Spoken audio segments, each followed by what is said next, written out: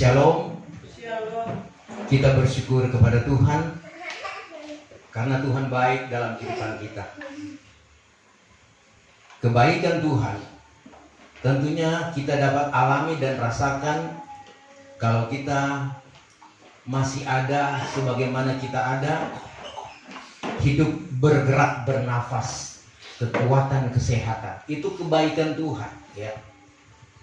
Sebab banyak kita melihat orang-orang yang tidak berdaya dengan pergumulan-pergumulan yang terlalu berat, bahkan penyakit-penyakit yang mengganggu mereka datang kepada Tuhan sehingga mereka tidak dapat datang kepada Tuhan. Nah, saudara, kita bersyukur atas kebaikan Tuhan dalam hidup kita. Dan saat ini kita akan dengar firman Tuhan.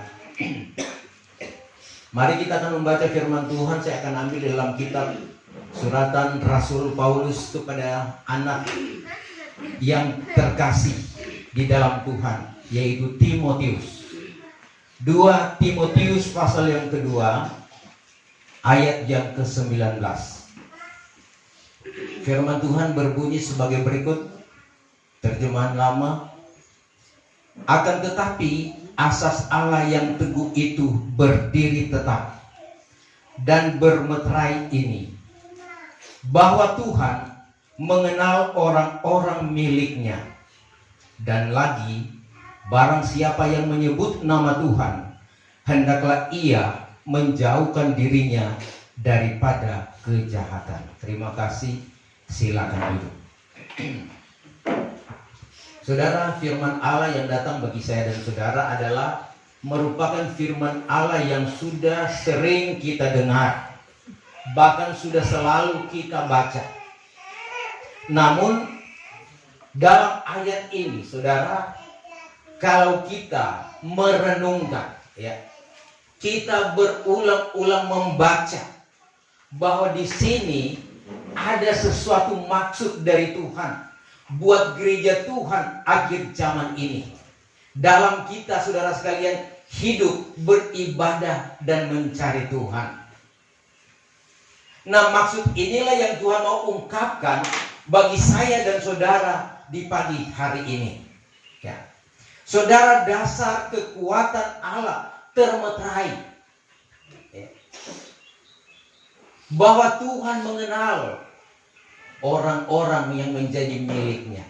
Saudara, kalau berbicara kenal, ya, tentunya saudara bukan seperti manusia, ya. Manusia mengenal yang lain. Manusia mengenal manusia yang lain itu sangat terbatas, ya. Meskipun sekian lama dia bergaul, mungkin lebih identik kalau kita mencari jodoh, ya. Tentunya kita harus melihat, memperhatikan, belajar latar belakang, karena ini akan menjadi kekasih kita, menjadi, ya, hidup bersama di dalam, saudara sekalian, berkeluarga. Tentunya saling mengenal, suami dan istri, calon suami, calon istri, saling mengenal. Sehebat-hebatnya mungkin saudara sekian lama mengenal, tetapi secara manusia dia terbatas untuk mengenal lebih jauh, lebih dalam tentang pribadi, ya. Kalau latar belakang keluarga, ya tentunya bisa dia pelajari. Oh, keluarga ini, mereka itu baik-baik, hubungan harmonis, mereka setia beribadah, dan rukun dan damai. Nah, itu kita bisa lihat, saudara. Kemudian, saudara kan cara hidupnya, pergaulannya, hatinya, saudara. Ini merupakan gambaran bagaimana kita mengenal calon kita. Memang, saudara sekalian, kalau kita menilai, dia tidak sempurna. Sebab itu siapa yang mau cari yang sempurna? Tidak ada, ya. Jadi kalau Vini mau cari yang sempurna, tidak mau dapat, kasihan. Jadi carilah yang berkenan, yang penting dia percaya kepada Tuhan. Nanti disempurnakan berjalannya waktu. Amin. Sebab itu kadangkala orang tak lama apa? Terlalu banyak bapilih, ya. Karena enggak selera ya. Sudah sekian ya disortir, dipilih. Enggak dapat yang sesuai dengan hatinya, tidak akan dapat saudara ya. Karena setiap manusia punya karakter yang berbeda-beda. Saudara kasih dalam Tuhan, ini saudara sekalian, kita kembali kepada bagaimana kita mengenal Tuhan ya. Nah sebab itu dalam hubungan manusia satu dengan yang lain harus memiliki kasih Kristus. Berdoa kepada Tuhan. Kalau Tuhan bilang ini jodohmu ya, dan bertanya kepada Tuhan, apakah ini jodoh saya? Nah Tuhan akan menjawab di sana. Tapi kadang-kala karena hati sudah lalu suka, sudah lalu ingin, ya tidak perlu bertanya lagi kepada Tuhan. Yang penting dia bilang Tuhan restui ya Tuhan, karena kita suka sekali. Kadang-kala begitu. Tetapi kadang-kala hasil yang kita putuskan mengecewakan. Nah saudara, kalau Tuhan mengenal, dia mengenal lebih jauh, lebih luas, lebih dalam. Kenapa saudara? Kehidupan kita, gereja Tuhan adalah milik Tuhan. Kita dalam tangan Tuhan saudara. Karena Tuhan sebetulnya menciptakan kita menurut petah dan teladan.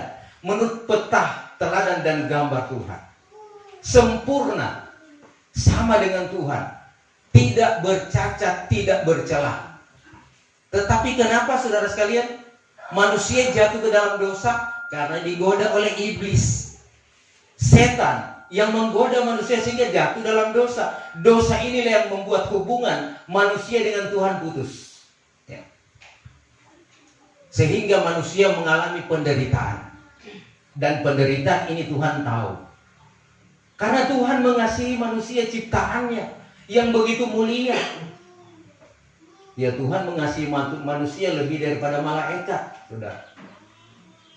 Karena malaikat tatkala berbuat dosa langsung dimasukkan ke lubang yang tidak terduga dalamnya, menunggu pada kekekalan di neraka.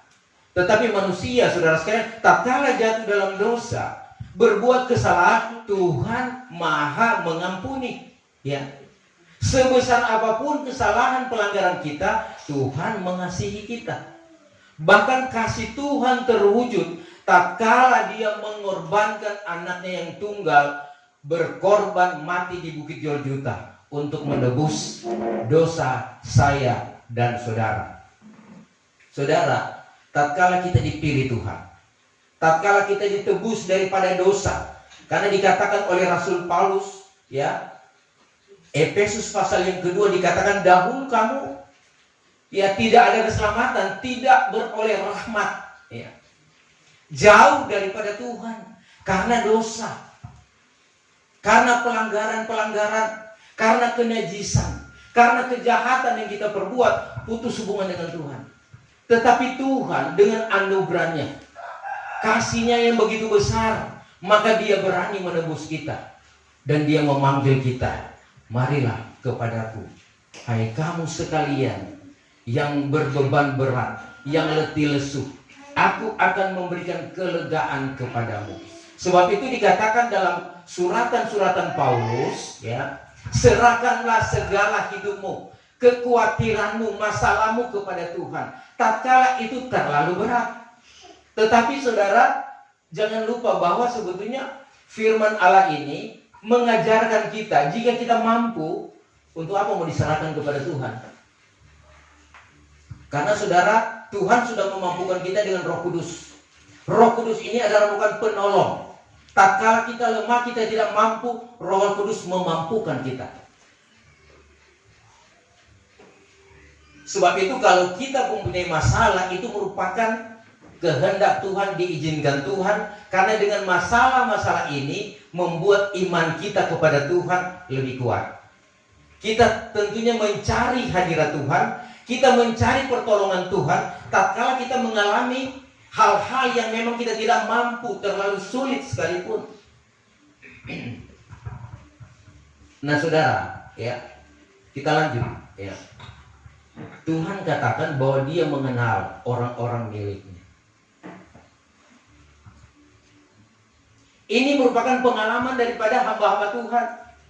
Bahkan Raja Daud sendiri pun dia ungkapkan dengan jujur, dengan tulus, ya, Raja Daud adalah seorang raja yang hebat. Sebelum jadi raja pun dia sudah menjadi seorang laki-laki yang luar biasa. Bisa mengalahkan binatang-binatang buas, beruang. Dia bisa kalahkan dengan kekuatannya. Itu sebelum dipanggil itu, sebelum dilantik jadi raja. Dan tatkala dia dilantik menjadi raja, saudara, maka dia bisa mengalahkan Goliat yang besar. Tatkala orang Israel, ya, Raja Saul waktu itu ketakutan melihat Goliat yang besar, dan mereka baru melihat Ciut, ya, hilang nyali, saudara. Tetapi si Daud ini, saudara, ya, disuruh oleh ayahnya bawa makan untuk kakak-kakakmu yang lagi berperang, ya. Tatkala Daud tiba di medan peperangan, maka dialah yang mendapat kekuatan, power dari Tuhan untuk menyerang Goliat, ya. Daud, saudara, tatkala dia melihat Goliat, ya, itu terlalu kecil, artinya dia bisa lawan dengan kekuatan Tuhan. Dan disuruhlah Daud menghadap Goliat. Ya, kemudian dipakaikan baju perang. Kemudian dia berketopong pakai. Ya, saudara, tatkala Alkitab menceritakan dipakaikan baju perang, dia tidak mampu karena Daud kecil. Ya. Tak tutup dengan baju karena baju itu berat. Anti pedang, ya. Mungkin kalau sekarang anti peluru, sudah. Baru dia punya, saudara sekalian, topi itu memang dari besi, ya. Terlalu berat sehingga dia buka, ya. Dia buka, kemudian dia menyerang Goliat hanya dengan 5 batu, ya. Kemudian pakai DP alih-alih, dan Goliat dibunuh oleh Daud. Ini satu contoh pengalaman daripada Raja Daud. Sebab itu Raja Daud itu ini meskipun dia sudah jadi raja, dia tidak jadi sombong, tetapi dia selalu berserah kepada Tuhan. Dia tetap mengandalkan Tuhan. Karena sebagai seorang raja waktu itu, kehidupannya setiap hari berperang. Tidak ada hari tanpa peperangan. Dia selalu minta kepada Tuhan agar supaya Tuhan menyertai, menyelidik dia. Karena dia percaya bahwa Tuhan mengenal dia. Di saat dia berperang, Tuhan tahu. Di saat dia berdiri, di saat dia duduk, Tuhan tahu. Ya, mari kita baca Mazmur 139 ayat 1 mulai. Mazmur Daud bagi biduan besar. Ya Tuhan, Engkau menyelidik serta mengetahui akan daku, dan Engkau juga mengetahui akan dudukku dan akan bangkitku berdiri. Dari jauh juga Engkau mengetahui akan segala kepikiran. Terus, Engkau adalah keliling aku apabila aku berjalan atau berbaring, dan Engkau telah biasa akan segala jalan. lanjut. Jikalau sepatah kata belum ada pada lidahku, sesungguhnya Engkau ya Tuhan telah mengetahui semuanya. Sampai ayat 10. Bahwa Engkau juga mengepung aku dari hadapan dan dari belakang, dan Engkau pun meletakkan tapak tangan-Mu padaku. Pengetahuan ini kecengangan kepadaku, terlalu tinggi adanya, maka tiada aku dapat sampai kepadanya. Kemana gerangan aku dapat lari daripada roh-Mu, dan kemana gerangan dapat aku lari dari hadirat-Mu? Jikalau kiranya aku naik ke langit, maka Engkau adalah di sana. Jikalau kiranya aku berbuat hamparan dalam alam barzakh, bahwasanya di sana pun adalah Engkau. Jikalau kiranya aku mengambil akan sayap fajar, jikalau aku duduk pada ujung laut sekalipun, di sana juga tangan-Mu akan menyertai aku, dan tangan-Mu kanan memegang aku. Iya, saudara, kita perhatikan baik-baik bagaimana Raja Daud, ya, seorang raja, dan dia terbuka kepada Tuhan. Dia tahu di saat dia berdiri, saat dia berjalan, saat dia berbaring, saat dia duduk, Tuhan tahu, saudara. Artinya dalam hal ini tidak ada yang tersembunyi di pemandangan Tuhan. Sama dengan kehidupan saya dan saudara, ya. Mau lari kemana? Dia sudah naik ke atas. tapi Tuhan ada di sana. Ke alam barzakh, ke alam orang mati, Tuhan ada di sana. Sekarang manusia berlomba-lomba untuk ke bulan. Katanya mau bikin tempat tinggal di sana supaya aman jika terjadi kekacauan di bumi ini. Saudara tidak bisa ke sana. Dikatakan firman Tuhan, Tuhan akan mencampakkan kembali ke bumi. Karena semua dalam kuasa Tuhan. Saudara, kalau semua terbuka kepada Tuhan, untuk apa kita sembunyi-sembunyi? Ya, lebih baik kalau Tuhan terbuka kepada kita, Tuhan tahu, ya terbukalah kepada Tuhan. Orang setiap hari curhat kepada Tuhan. Ya. Kalau kita curhat kepada Tuhan, Tuhan tidak mengecewakan. Tetapi kalau kita curhat, pengalaman kita, kebaikan, kesedihan, masalah kita curhat kepada manusia, biar lebesti, satu kali kelak baku kles, baku marah, dia mulai cerita ke orang lain. Amin. Itu manusia. Tetapi kalau kita curhat kepada Tuhan, Tuhan itu tidak mengecewakan. Mari kita baca lagi ayat yang ke-23, Mazmur 139, ayat 23 dan ayat yang ke-24. Ayat 23. Selidikilah akan daku ya Allah, ketahuilah akan hatiku, ujilah akan daku, dan ketahuilah akan segala kepikiranku. Iya. Dan lihatlah kiranya kalau padaku suatu jalan celaka, dan pimpin apalah kehendakku pada jalan keakhiran. Iya. Raja Daud, saudara, dia serahkan hidupnya kepada Tuhan. Bahkan dia katakan, Tuhan selidiki aku. Iya. Artinya periksa hatiku dan kenal hatiku. Bahkan Tuhan uji akan daku. Ini suatu pengakuan yang tulus, saudara sekalian. Orang yang punya hubungan erat dengan Tuhan. Selidiki Tuhan saya. Kadang-kala kita manusia, ya, tidak lagi mengandalkan Tuhan. Tuhan sudah jam periksa ini hati, so betul kok kada baking. Kadang-kala kan kita begitu, ya.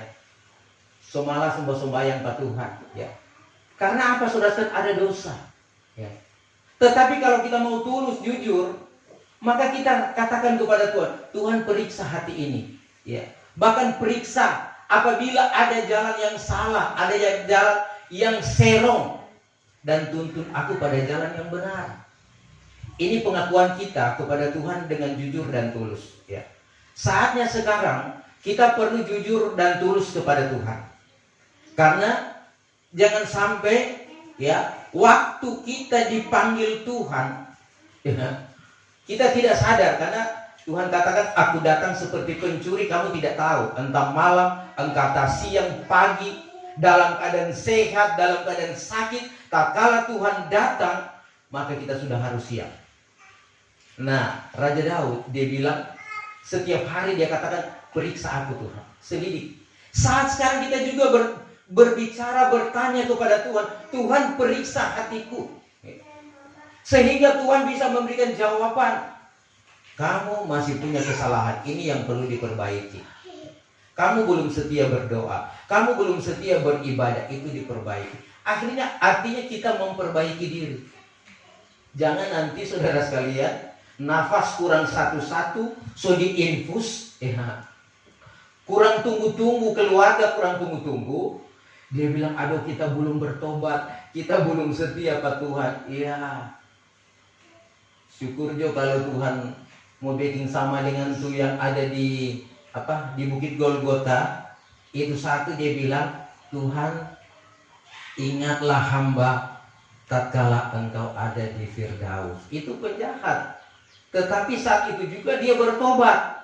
Dan dia katakan, hari ini juga engkau bersama-sama dengan aku di Firdaus. Ini saudara sekalian tinggal menunggu waktu, jam, dia akan kembali. Tetapi pertobatan terjadi. Nah saudara, Tuhan masih banyak waktu sekarang. Masih banyak waktu kita bertanya-tanya Tuhan. Tuhan kasih jawaban. Terbukalah kepada Tuhan. Tunjukkan jalan yang benar. Tuhan, kalau saya belum setia, tuntun saya bikin kesetiaan. Buat saya setia. Karena saudara sekalian, kalau sekarang kita minta kepada Tuhan, Tuhan itu baik. Tuhan itu saudara sekalian, kalau kita minta maka Dia akan beri. Ya. Ketuklah pintu maka pintu akan dibukakan. Mintalah maka akan diberi. Yahya pasal yang ke-15, jika firman Tuhan ada di dalam kita, mintalah apa yang kau mau, pasti akan diberikan kepadamu. Pengalaman daripada Raja Daud, saudara, adalah merupakan pengalaman yang paling indah. Sebab itu karena hubungan Daud dengan Tuhan luar biasa, sehingga dia berani berkata, ya, lebih baik 1 hari di dalam rumah Tuhan daripada 1000 hari di tempat lain. Bolehkah kita begitu, saudara? Kadangkala kita ibadah baru 2 jam, so pasti, ya, artinya sudah bosan. Ya. Ini Daud yang minta 1 hari lebih baik dalam rumah Tuhan daripada 1000 hari di tempat lain. Secara logika manusia, saudara, itu memang sangat bertentangan sekali. Tetapi ini karena hubungan erat antara Daud dengan Tuhan. Karena dia merasakan bagaimana kalau hidup dengan Tuhan. Luar biasa. Mazmur 27 ayat yang ke-4. Minta tolong dibaca. Mazmur 27 ayat yang ke-4. Bahwa satu perkara telah kupohonkan daripada Tuhan, maka itulah akan kucari, yaitu supaya boleh aku duduk dalam rumah Tuhan pada segala hari umur hidupku, akan memandang keindahan Tuhan dan menyelidik Dia dalam Ka'bah-Nya. Mazmur, baca lagi. Mazmur pasal 84 ayat 11. Mazmur 84 Ayat 11. ayat yang ke-11. Karena 1 hari dalam halaman-Mu itu baik daripada 1000 hari pada tempat lain, maka terlebih baik aku duduk di bendul rumah Allahku daripada diam di dalam kemah orang jahat. Iya, saudara, pengakuan daripada Raja Daud, ya, 1 hari bersama-sama dengan Tuhan daripada 1000 hari di tempat lain. Mazmur 27 tadi, 1 hal telah kuminta kepada Tuhan, itulah yang kuingini. Diam di rumah Tuhan seumur hidupku, menyaksikan kemurahan Tuhan dan menikmati baiknya. Saudara, kalau kita datang kepada Tuhan, ya, menyaksikan bagaimana kemurahan Tuhan, kebaikan Tuhan, menikmati hadirat Tuhan, baik Tuhan, kemuliaan Tuhan dinyatakan bagi kita kalau kita datang kepada Tuhan. Sebab itu Daud pernah berkata, apa yang dapat saya balas kepada Tuhan untuk membalas Tuhan lebih baik, ya. Tidak ada yang dapat dia persembahkan kepada Tuhan selain kehidupan. Dia bawa persembahan kepada Tuhan, selalu minta kontrol kepada Tuhan. Ini contoh saya dan saudara bagaimana kita bangun hubungan dengan Tuhan. Jadi kalaupun kita belum sampai ke taraf itu, seperti taraf Raja Daud mengenal Tuhan, mari kita bertambah-tambah di dalam Tuhan, ya. Lebih mengenal Tuhan, tambah jam doa, tambah baca Alkitab, dan minta kekuatan Roh Kudus. Jujur, sembahyang sendiri, Tuhan, saya belum mengerti maksud-Mu, saya belum mengerti firman-Mu, sampaikan Tuhan. Saya belum tahu ke depan saya bagaimana. Saya belum tahu anak-anak, cucu-cucu ke depan bagaimana. Sampaikan kepada Tuhan. Tuhan itu mengerti dan peduli. Di dalam ketidakmampuan kita, di dalam keterbatasan kita manusia, maka Tuhan terlalu mampu dan terlalu dahsyat menolong kita. Yang penting kita minta kepada Tuhan. Tapi kalau kita tidak meminta, bagaimana Tuhan mau kasih, saudara? Nah, saudara, kita kembali, saudara. Pengalaman daripada Raja Daud ini juga bagaimana dialami oleh hamba-hamba Tuhan yang lain. Bahkan hubungan dekat Tuhan dengan murid-muridnya itu, saudara sekalian, luar biasa, ya. Dikatakan, saudara, bagaimana Rasul Petrus tatkala dia bersama-sama dengan Tuhan. Petrus percaya kepada gurunya, yaitu Yesus. yang bersama-sama memberitakan Injil. Petrus saudara sangat kuat. Di mana Tuhan ada, di situ dia ada. Meskipun Tuhan mengalami sengsara, meskipun Tuhan disalib, saya juga rela disalib. Ya. Tetapi Tuhan katakan, Petrus, ingat, iblis berusaha menjatuhkanmu. Iblis akan berusaha menampi kamu. Tetapi aku mendoakan engkau supaya imanmu jangan gugur, artinya jangan jatuh. Tapi jika engkau bertobat, jika engkau beroleh kemenangan, tolonglah saudara-saudaramu. Mari kita baca firman Tuhan lebih jelas. Lukas 22 ayat 31 dan 32. Lukas 22 ayat 31. Iya. Hai Simon, Simon, tengoklah iblis sangat meminta kamu, hendak menampik kamu seperti gandum. Tetapi aku ini mendoakan engkau, supaya imanmu jangan gugur. Dan jikalau engkau bertobat, sokonglah saudara-saudaramu. Iya, saudara, ini hubungan dekat. Ya, mungkin sekarang DP istilah bestie antara Tuhan Yesus dengan Petrus, Yohanes, Yahya dan rasul-rasul lain. Itu bestie, artinya sebagai sahabat saling curhat. Ya. Yesus tahu bahwa Petrus ini dalam bahaya. Tetapi Tuhan katakan, ya, DP guru bilang, iblis sedang berusaha menampi kamu, menguji kamu. Tapi aku menguatkan, mendoakanmu supaya engkau jangan gugur. Saudara, apa yang terjadi? Ya.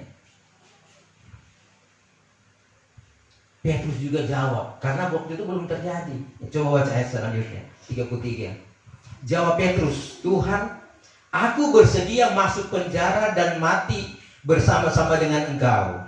Tetapi Yesus berkata, aku berkata kepadamu Petrus, hari ini ayam tidak akan berkokok sebelum engkau 3 kali menyangkal bahwa engkau mengenal aku. Saudara, belum terjadi tapi Tuhan sudah tahu. Itu kuasa Tuhan, ya. Petrus kan belum tahu bahwa dia akan menyangkal Tuhan, karena dia cinta pada Tuhan luar biasa. Dia lihat Tuhan sudah bikin mujizat luar biasa. Berbagai penyakit disembuhkan. Bahkan tidak ada perkara yang mustahil bagi Tuhan. Tapi dia belum tahu bahwa dia akan menyangkal Tuhan. Kadang-kadang kita begitu. Kadang-kadang kita sama seperti ini. Saat ini kita masih kuat.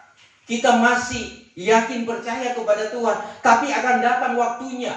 Masalah-masalah akan datang menimpa kehidupan keluarga, pribadi. Dan saudara, apa yang dialami oleh Petrus ini, kita harus ada hubungan dengan Tuhan. Selalu minta kekuatan Tuhan. Jangan sampai sudah jatuh, baru kita mau datang kepada Tuhan. Ya. Karena saudara, akhir zaman ini banyak orang akan bergugur. Akan gugur dari iman. Karena apa? Pengaruh-pengaruh teknologi modern. Ya. Dunia teknologi sekarang luar biasa. Sangat-sangat berbahaya untuk kita gereja Tuhan akhir zaman ini. Apalagi anak-anak muda. Anak-anak pun sekarang sudah tahu Android. Semua terbuka, orang tua pun tahu. Semua ada di sana. Segala macam hal-hal yang positif, negatif ada di sana. Tinggal bagaimana kita memilih. Bagaimana kita melihat mana yang kita mau. Tetapi kadang-kala saudara, yang kita tidak suka itu yang kita cari.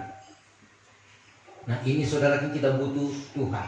Kita butuh iman. Kita butuh kebenaran Tuhan. Kita butuh hubungan dengan Tuhan. Kalau kita berjalan dengan Tuhan, maka kita tidak akan melakukan hal-hal yang jahat. Tapi kalau kita jauh dari Tuhan, maka saudara, jalan kita akan jadi gelap.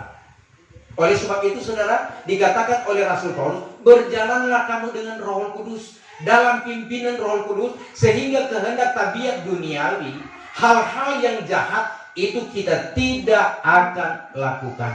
Ya. Nah saudara, ya, orang dikenal Tuhan lewat kehidupannya.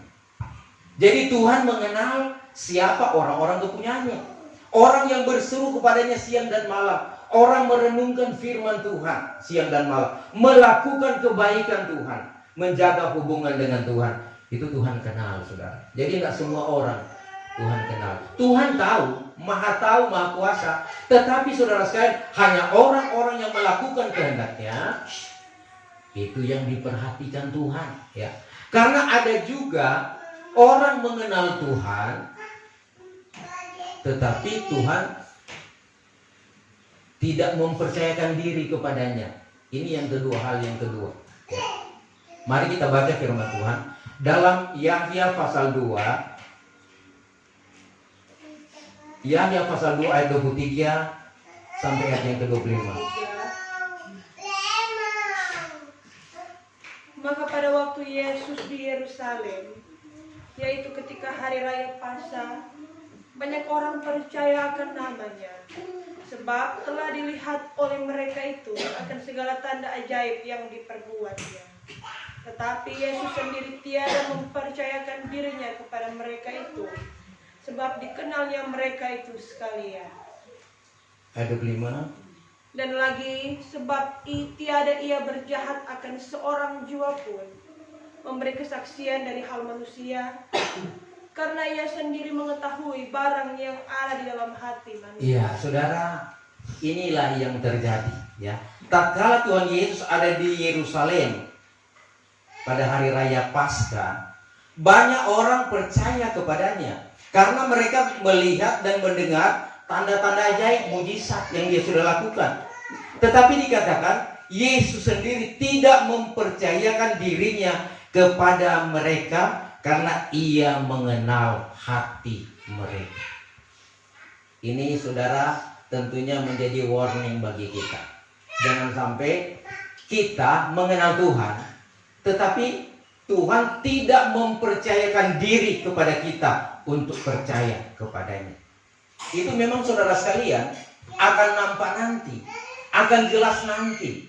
Kalau kita menghadapi masalah demi masalah, persoalan demi persoalan yang semakin berat dan kita merasa tidak mampu, kadang-kadang dalam ketidakmampuan orang berpikir singkat, ya, minum racun, bunuh diri, ya, menjatuhkan diri dari gedung yang tertinggi, ya, menabrakkan diri di kendaraan, menjatuhkan diri dari atas pohon. Semua dilakukan karena tidak mampu, saudara. Ya. Tidak mengenal Tuhan dan tidak tahu kebaikan Tuhan. Itu orang yang dikatakan putus asa. Karena mereka cuma datang kepada Tuhan, cuma mau cari mujizat, cuma mau diberkati. Itu saudara sekalian salah. Ya. Tuhan tahu orang-orang yang menjadi miliknya. Karena dia adalah gembala yang baik. Jadi di saat kita lapar, Tuhan akan memberi makan. Saat kita haus, Tuhan akan kasih minum. Saat kita butuh pakaian, saat kita butuh rumah, saat kita butuh sesuatu, Tuhan sanggup memberikan. Amin. Karena dia gembala yang baik, ya. Dan gembala yang baik itu hanya Tuhan, ya. Memang banyak sekarang gembala-gembala, tetapi belum sebaik Tuhan Yesus. Gembala-gembala yang ada, hamba-hamba Tuhan masih diajarkan bagaimana caranya menggembalakan, bagaimana caranya melayani Tuhan. Pekerjaan yang suci kudus harus kudus. Karena gembala yang baik itu dia mengenal domba-dombanya, dan domba-dombanya juga mengenal dia.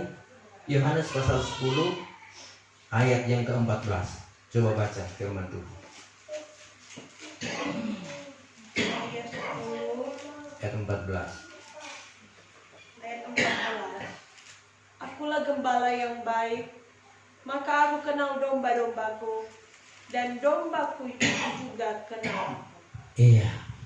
Jadi gembala yang baik kenal domba-domba. Domba-domba itu kenal juga DP gembala. Amin. Jadi saling mengenal. Jadi kalau gembala saudara sekalian, so angkat itu cambuk, domba-domba suka ikut, so takut. Ya. Tapi banyak kali sekarang, ya gembala so angkat cambuk, tapi DP domba-domba saudara kan suatu mingkas. Iya, so lari. Karena apa? Perbuatan jahat, sudah. Nah, orang kalau Tuhan so angka cambok, ya datang jumpa Tuhan, terserah jumpa Tuhan. Apa dia Tuhan mau bikin? Yang penting kita salah. Datang seperti itu kepada Tuhan. Nah, saudara sedang Tuhan. Jangan saudara pikir Tuhan tidak mengenal kita. Tuhan mengenal orang-orangnya lebih luas, lebih jauh, lebih dalam, saudara. Kalau gembala itu, dia tahu itu DP domba-domba penama-nama. Amin. Apakah Tuhan tahu orang penama-nama? Tuhan tahu? Tuhan tahu ada Afini. Tuhan tahu ada Oli. Ada Sony. Coba baca ayat 3. Yohanes 10 ayat yang ketiga. Ayat 3. Maka kepada orang ini pintu dibukakan oleh penunggu pintu. Dan segala domba itu mendengar akan suaranya. Maka ia memanggil segala dombanya sendiri itu masing-masing dengan namanya. Iya. Lalu membawa keluar. Ayat 4. Apabila sudah ia mengeluarkan segala dombanya itu, berjalanlah ia dahulu, dan domba-domba itu pun mengikut dia. Iya, saudara, tapi di situ. Tatkala Tuhan memanggil domba-domba mau kasih keluar dari kandang, dia panggil menurut nama-nama. Menurut nama-nama Tuhan tahu, saudara. Kenapa dia tahu dia nama, saudara sekalian? Orang-orang yang dipilih oleh Tuhan adalah, saudara sekalian, orang yang berharga. Yeremia sebelum masih di perut, masih di puru, masih dalam keadaan hamil orang tuanya, Tuhan sudah menetapkan dia. Bahkan saudara sekalian, sebelum dunia ini ada, Tuhan sudah mengenal. Tuhan itu tidak seperti manusia yang penglupa, ya. Kadang-kala pikun, ya. Tetapi Tuhan tidak pernah lupa, sudah. Dia selalu ingat. Sebab itu dikatakan apa yang orang sok kerjakan semua tercatat, saudara. Dan Tuhan suruh malaikat catat sepanjang hari apa yang sudah diperbuat, ya. Nama ini apa yang dibikin, hitung-hitung mana lebih banyak, baik atau jahat, ya, memberkati atau fitnah, ya. Semua tercatat, saudara. Tidak ada yang tersembunyi, artinya terbuka. Nah, ini saudara adalah berbicara Tuhan sebagai gembala yang baik. Dia akan memelihara kita. Bahkan dalam kitab Mazmur dikatakan orang-orang pilihan Tuhan itu malaikatnya itu berkeliling, ya, menjaga dan memelihara dia, ya. Namun saudara, kenapa firman Tuhan perlu disampaikan, ya? Karena saudara, suratan-suratan Paulus ini juga disampaikan kepada orang-orang suci, orang-orang kudus yang ada di Korintus, ada di Efesus, Filipi. Ini orang-orang so terpilih, orang-orang dikuduskan, tetapi masih perlu dapat arahan-arahan kebenaran firman Tuhan. Karena selama masih ada dalam dunia ini, masih dalam proses penyempurnaan, masih menuju kepada keselamatan. Keselamatan ini ditentukan bagaimana kita dengar firman, kita terima, kita mengerti, dan kita lakukan. Baru keselamatan menjadi bagian kita. Sewaktu firman Tuhan selalu diingat-ingatkan, ya. Selalu datang menegur kita kalau kita salah, ya. 2 Timotius 3 ayat yang ke-18, bahwa setiap kitab yang diwahyukan oleh Allah berfaedah bagi pengajaran. Coba baca 2 Timotius 3 ayat 16. 2 Timotius 3 ayat 16. Adapun tiap-tiap kitab yang diwahyukan Allah berfaedah bagi pelajaran, bagi hal menyatakan yang salah, bagi hal membaiki yang rusak, dan bagi hal mengajarkan jalan yang benar. Iya, saudara, kitab yang diwahyukan Allah itu adalah Alkitab. Dia sangat berguna atau berfaedah bagi pelajaran, menyatakan kesalahan, dan memperbaiki yang rusak. Jadi kehidupan kita yang sudah rusak diperbaiki oleh firman Tuhan. Kemudian menunjukkan jalan yang benar. Itu firman Tuhan, saudara. Nah, oleh sebab itu, di hari-hari ini, saudara, mari kita yakinkan bahwa kita ini mengenal Tuhan dan Tuhan mengenal kita. Sebab ada yang dikatakan, saudara sekalian, Tuhan katakan, aku tidak mengenal engkau. Ya. Matius pasal 7, coba baca mulai ayat 21. Matius 7 ayat 21. Bukannya tiap-tiap orang yang menyeru aku, Tuhan, Tuhan, akan masuk ke dalam kerajaan surga. Hanyalah orang yang melakukan kehendak Bapa-Ku yang di surga. Terus, Pada hari itu kelak, banyaklah orang yang akan berkata kepadaku, Tuhan, Tuhan, bukankah dengan nama Tuhan kami mengajar? Dan dengan nama Tuhan kami membuangkan setan? Dan dengan nama Tuhan kami mengadakan banyak mujizat? Pada ketika itu aku akan berkata kepada mereka itu dengan nyata, bahwa tiada pernah aku mengenal kamu. Undurlah daripadaku, hai kamu yang mengerjakan jahat. ini adalah merupakan ketegasan Tuhan. Ya. Tuhan bilang bukan semua orang yang menyebut Tuhan akan selamat, akan masuk surga, tetapi yang melakukan kehendak Bapa di surga, yang melakukan kebenaran firman Tuhan. Karena kehidupan kita manusia, tatkala Tuhan sudah panggil, Tuhan percayakan anugerah, kita buat mujizat. Ya, orang sakit sembuh, orang yang terikat dibebaskan, mendapat penghiburan, mujizat terjadi. Saudara. Yang penting dia tetap pada perbuatan baik.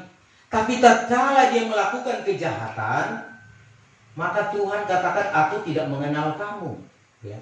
Jadi kalau kita setia, marilah kita setia sampai pada lantai yang terakhir, sehingga Tuhan tidak tetap mengenal kita. Ya. Karena dikatakan di sini, saudara, ya, pada waktu itu aku akan berterus terang kepada mereka itu dan berkata, aku tidak pernah mengenal kamu. Penyalah daripadaku kamu sekalian pembuat kejahatan. Jadi kalau orang berbuat jahat, jika kita melakukan kejahatan dosa, Tuhan katakan aku tidak mengenal kamu. Ya. Apakah kita mau katakan Tuhan itu berdusta? Karena awalnya kan dia sudah panggil. Ya. Tetapi Tuhan tegaskan, Tuhan tidak mengenal, berarti tidak ada keselamatan. Mari kita saudara sekalian mengenal Tuhan dan melakukan kebaikan Tuhan. Kemudian ada contoh lagi di dalam Matius pasal yang ke-25, ya.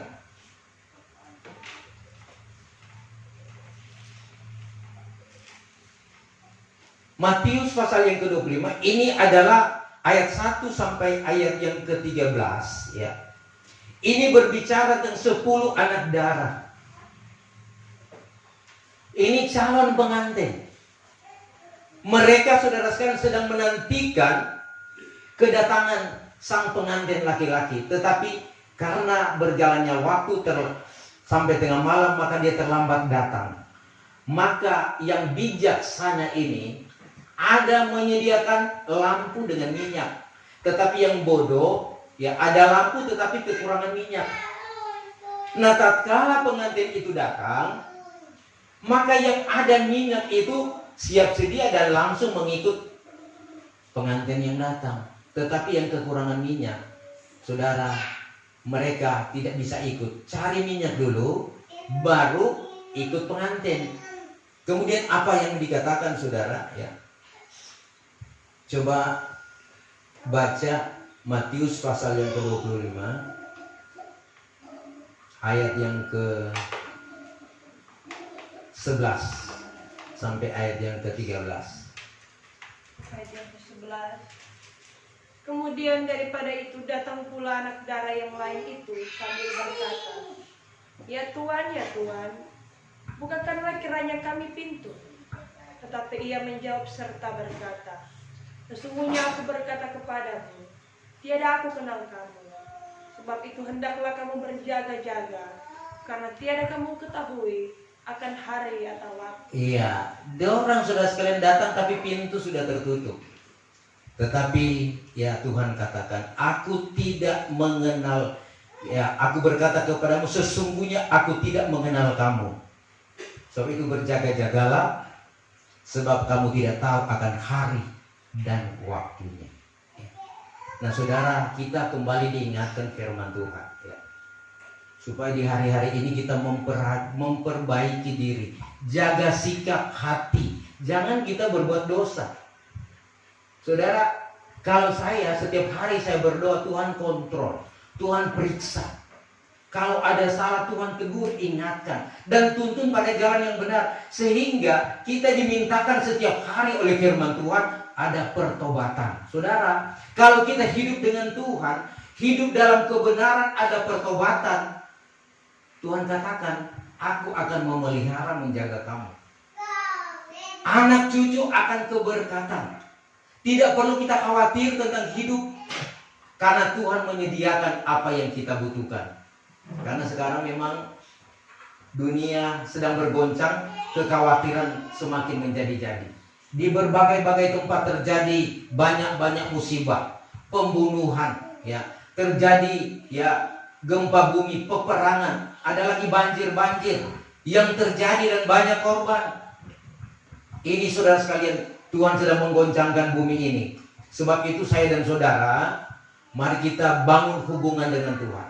Jangan tinggalkan Tuhan. Sebab kalau kita tinggalkan Tuhan, maka Tuhan akan meninggalkan kita. Maka kalau Tuhan tinggalkan, maka kita tidak berdaya. Kita akan binasa di tengah-tengah dunia ini. Karena hanya Tuhan kekuatan kita. Hanya Tuhan yang sanggup menolong kita. Tanpa Tuhan kita tidak dapat berbuat apa-apa. Sebab itu, biarlah firman Tuhan datang bagi saya dan saudara mengingatkan hidup dalam kebenaran. Hidup dalam kasih Tuhan, baku-baku baik. Lalu masih saudara, kakak, adik, anak-anak cucu. Hidup rukun dan damai. Baku-baku kasih ingat. Orang-orang tua yang dipercayakan untuk menjaga anak-anak. Ingatkan anak-anak akan hari ibadah, hari berdoa. Cari Tuhan dan tetap mengandalkan Tuhan. Sehingga bisa terlindungi dari segala mara bahaya yang akan datang kelak. Sehingga keselamatan terjadi. Bukan hanya sendiri tetapi satu keluarga diselamatkan. Tentunya ini yang menjadi harapan kita kepada Tuhan dalam kita beribadah, yaitu untuk selamat. Ya, untuk apa kita sudah berlelah, sudah bersusah-susah, puasa lagi, tapi pada akhirnya binasa. Sebab itu jaga hati, jaga pikiran, jangan berbuat dosa. Inilah kebenaran firman Tuhan, dan mari kita mempersiapkan diri untuk kita datang kepada Tuhan, menyembah Dia dalam roh dan kebenaran.